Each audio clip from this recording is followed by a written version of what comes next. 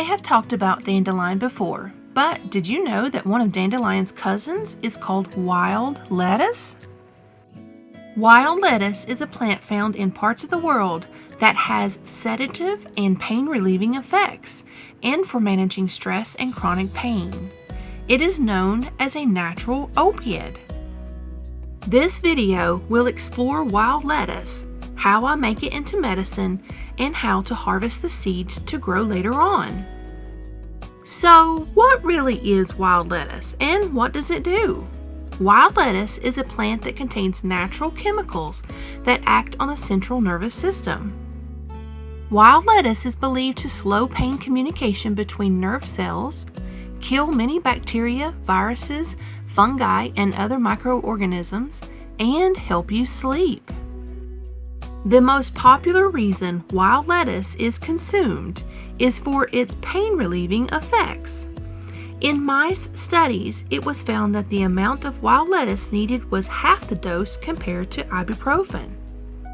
It is generally considered safe if consumed in reasonable amounts, although it may cause mild indigestion, jitteriness, or drowsiness. It is best to start in very small doses and work your way up to 1 to 2 teaspoons per day. Some people may experience skin irritation if wild lettuce is applied to the skin. This is especially true for people with a latex allergy. Don't take it if you are pregnant, breastfeeding, or below the age of 6.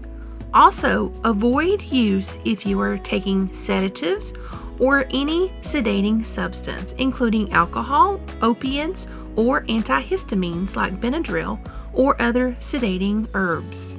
It is also recommended not to consume the leaves raw. When growing, it can reach 3 to 8 feet in height. It has green leaves and pale yellow flowers. The seeds are attached to a pappus that resembles the puffy white fluff of a dandelion. You can see the black seeds here. I just shake them into a jar or a paper bag to dry them for later use. You can use the dried leaves to make a tea by steeping 1 to 2 tablespoons into a cup of boiling water. Just make sure to cover it while it is steeping. My favorite way of using this herb is in a tincture.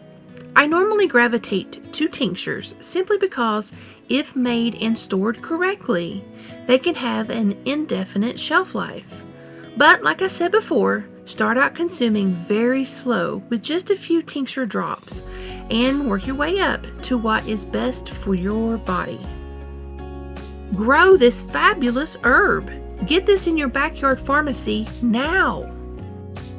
SHTF Survival Homestead Teaching Farm thanks you for watching this video.